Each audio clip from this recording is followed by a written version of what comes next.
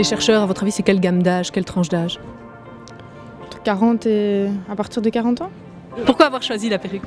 Parce que enfin, la couleur de cheveux, ça correspond un petit peu à l'image que j'ai d'un chercheur, des cheveux un peu gris. Parce que c'est souvent des gens qui sont âgés. Le dernier élément que tu as pris, c'est les lunettes. Pourquoi?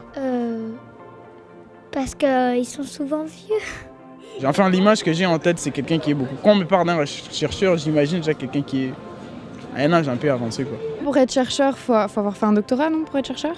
Donc voilà, il faut déjà avoir pris le temps de le faire. Donc les femmes qui avaient l'air plus jeunes, déjà moins.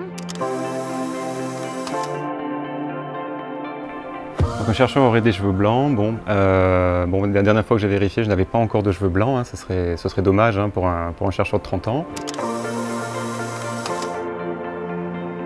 Donc j'ai 30 ans, mais je ne suis pas chercheur juste depuis cette année. Hein. Je pense que la première fois que j'ai fait de la recherche, c'était lorsque j'ai dû soutenir mon mémoire de master, il y a une dizaine d'années. C'est la première fois que j'ai été confronté effectivement à ce qu'est la recherche, hein, c'est-à-dire lire des articles de recherche, les commenter, les critiquer. Je pense qu'effectivement, quand on imagine qu'un chercheur a 40 ans, etc., peut-être qu'on cherche à exprimer, c'est que avant d'avoir un emploi stable, effectivement, cela prend peut-être un peu plus de temps que pour un autre emploi. Ça vient simplement du fait qu'un doctorat, bon, ça peut prendre 3 ou 4 ans. Lorsqu'on sort du doctorat, on peut effectivement parfois avoir la chance de trouver tout de suite un emploi, comme ça a été mon cas. Parfois, il y a des jeunes docteurs qui préfèrent se concentrer sur leur recherche pendant 2 ou 3 années supplémentaires et donc effectuent un post-doctorat. Et donc voilà, lorsqu'on additionne, à la fin, on arrive avec des jeunes chercheurs qui sortent du doctorat ou du post-doctorat avec une trentaine d'années. Voilà, donc je dirais qu'on a le droit à être rajeuni quand même d'une bonne dizaine d'années.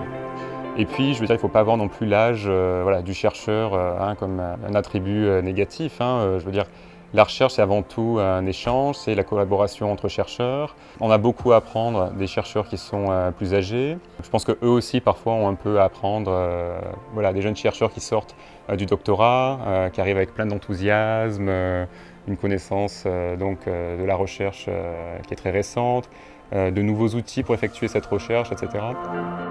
Je suis chercheur et je suis aussi professeur. Pour moi, c'est important parce que je considère qu'en fait, c'est complémentaire.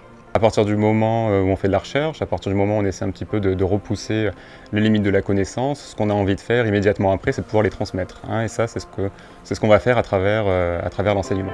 Donc effectivement, il y a des échanges bilatéraux entre chercheurs de différentes générations.